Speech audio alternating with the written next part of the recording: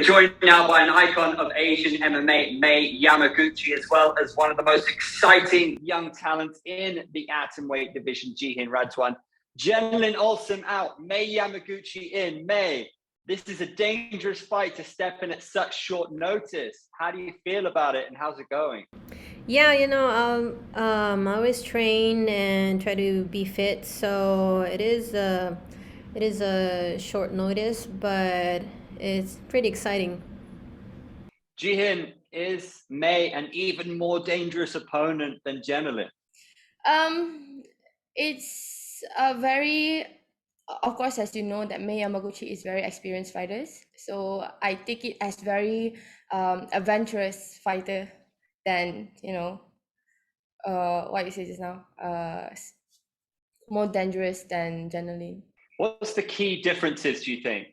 Um, if you compare Mei and Janani Osim, I think Mei is a very well-rounded and very experienced fighters. As you know, that she's very good in ground games and she's very good in striking as well. Like Janani, she's like, although people were saying that she's a grappler, but then you can see that she's relying on her striking more, and Mei can use both.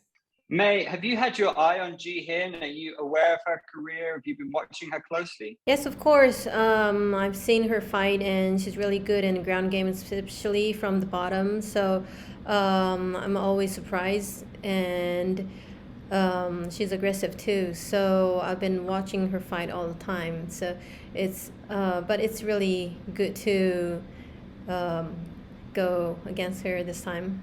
How important is your experience going to be here, Mei? I feel like you've been there and seen it. You've fought some of the best women in the world. Is that going to be crucial? Well, you know, like young fighters, they always improve, and even they have less experience. You won't know how much they improve in their training in each fight. So, um, I don't know. I think this will be a great one. What will a win over Mei do for your resume, Jihin? She's a big name in Asian MMA. She's fought for the title. Will this be the biggest win of your career? I think this is gonna give a big impact in my career because, as you know, like I mentioned just now, she's a very experienced fighter. She has a lot of fights, and I know that if I win this fight and I can be famous in Japan because she has like very big fans and very big exposure in Japan. I know that you're a very keen student of grappling, that you like watching the Danaher Death Squad. Are you keen to test out your submission game against a really elite grappler like Mei? It's very hard to talk about it now because sometimes what you plan is not goes like in the real situation is not goes always as you plan. So if let's say I got the opportunity, of course I would love to. Mei, you were on a brilliant run before, but now you're riding 2 losses. Do you feel that you're over those? How important is it for you to get back to winning ways here? In the last two fight, because of the COVID situation, I had really hard time training and putting all the techniques together. But yeah, I have to show what I have in this fight, and I would love to show the skills in boxing and of course in the ground games. It's very important for me to show that here. Jihin, we talked about the experience of Mei, but you have youth on your side. Is that going to be a big factor for you? To be honest, it is a big factor for me because I'm more younger and faster. Like Mei, she has experience and she know what she's doing, but then maybe because of the the experience and the more that you involve yourself in this industry in the combat sports, you will get more injuries and you will get more like fatigueness or soreness or anything. So maybe because I'm younger and I can take more, I can take more and give more. Mm-hmm. Do you think that's accurate, Mei? Yeah, the one point that is what happens when we fight for so long time. But at the same time, the excitement of mixed martial arts and combat game is that sometimes that the age and those everything go over that, and it's you won't know what happened. So I think the both part is in the combat game. We touched on Jihin's grappling. Do you feel that you're stronger? You're stronger in that area? I don't know if all the part is stronger, but I'm sure that I have more techniques. But Jihin has a good physical. She's powerful, aggressive. So if I can go over that and show my skills, I have a lot of chance. Jihin, we haven't seen you since December 2020. How improved are you since then? What's changed for you since then? Like, as you know that I've been, like quite quiet for quite some time. So I think it's been a year, but I never stop from training. I always in the fight camp, but then because of the situation, my fights always cancel.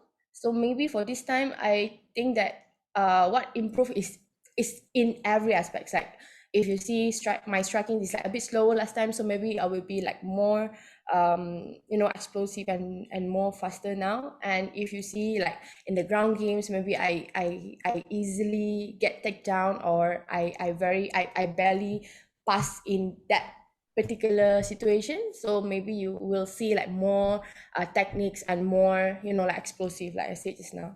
Mei, do you think the winner of this fight deserves a top 5 ranking? Yeah, I think so. Are you planning to make up for lost time, Jihin? Do you see yourself having a title run? If you beat somebody like Mei, you'll have some momentum behind you.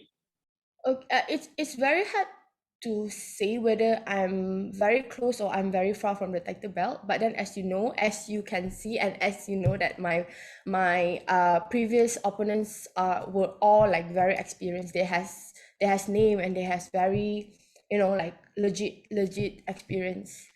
And as you can see that I fought B Union before, and I fought the former champion and the champion former belt fight Jenny Huang, and Priscilla Hetati. She has like I think like 5 or 6 streaks of winning, and now I'm fighting Mei, and it's very hard to say if I'm that far or that close to the title belt. So, but we'll see.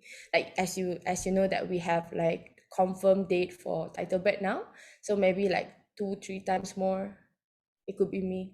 I'm not sure if it's your style or not, but will you make a call out if you get a win here? I'm not that kind of fighter that call people's out, but then as you know that I never reject any fight. Like I'm not a fussy fighter, but if I get that opportunity, of course I will take.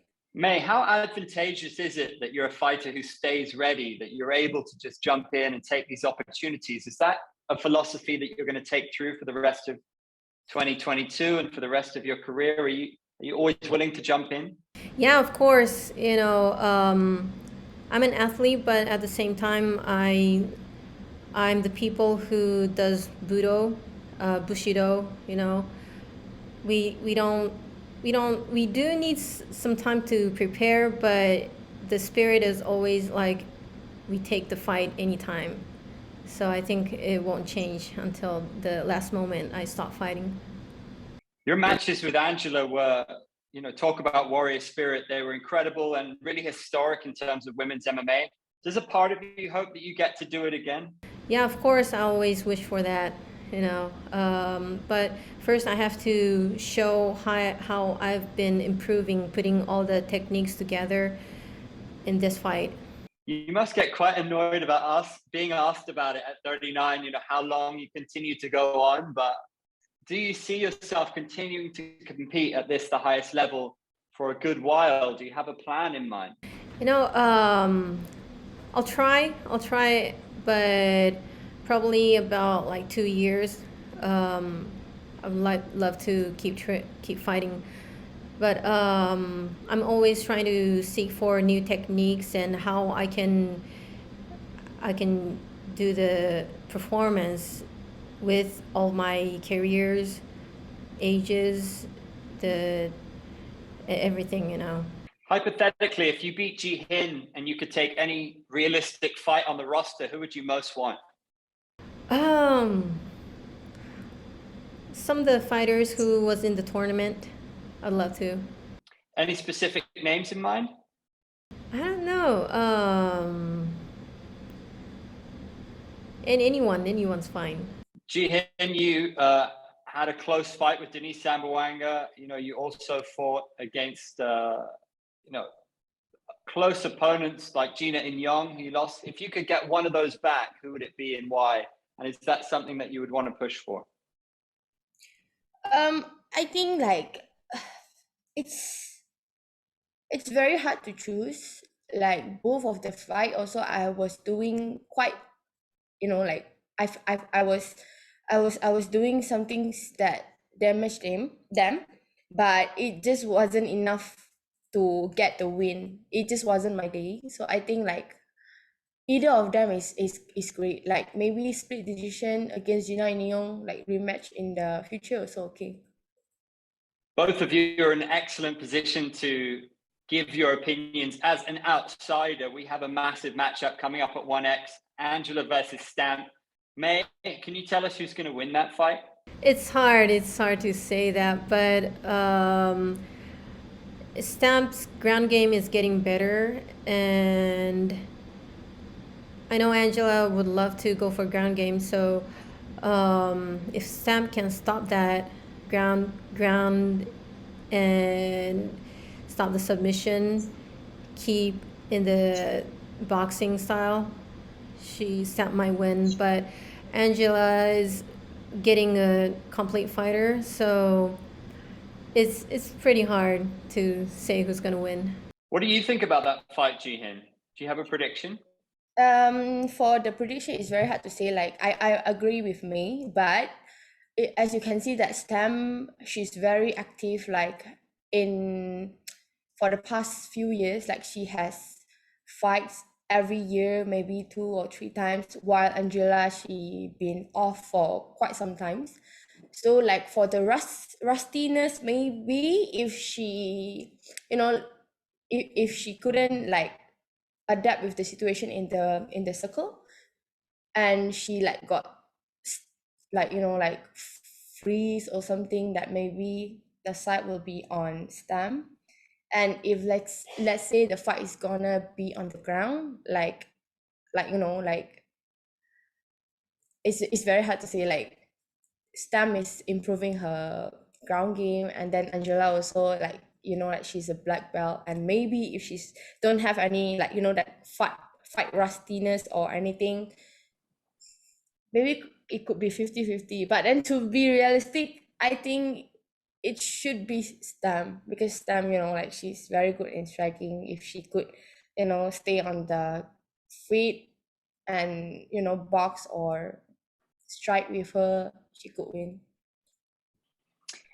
It's a really interesting fight for the division coming up with Ham Hui taking on Denise Sambuanga. Both have fought either of those women. Mei, it was way back in 2011 when you fought Ham. How interesting would it be if you guys fought again at this stage of your career? And of course, a win there would get you right back in the top of the ranking. It'll be fun, a lot of fun, you know.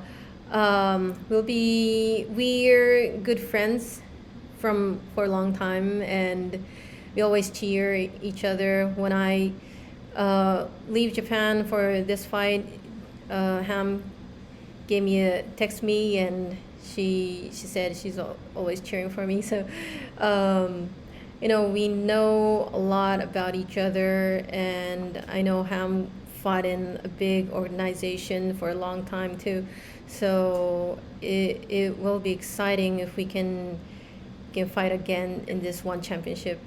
So equally, Jihin, would you campaign for the winner of that fight? How closely are you going to be watching that one? Because you versus Denise again, that will put you right at the top of the division.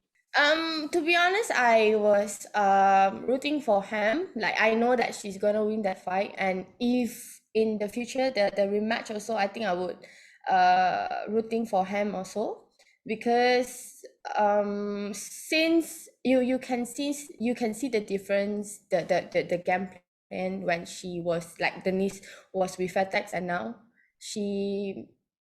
I think like for now the game plan you can read, like for last time maybe because of the coach, she has a very good coach in FedEx and she know what to do, and now it's like more just like normal, ordinary. And finally, for both of you, what's your biggest ambition for 2022 in terms of martial arts? Mei? I really hope to fight maybe one or two more in 2022, and I always want to be aggressive in the cage, show some power, and cheer for the people who's watching one championship. And Jihin, the same question for you. Um, I hope to get more fights. Like I hope that like for now we only the one championship only will be held in Singapore. I hope that they could do like like last time, move to like Kuala Lumpur, which is my hometown, and any other countries, not only Singapore. Like I hope that they lifted the restriction and we can back as normal. That would be fantastic. Ladies, thank you so much. Great to see you. Thank you.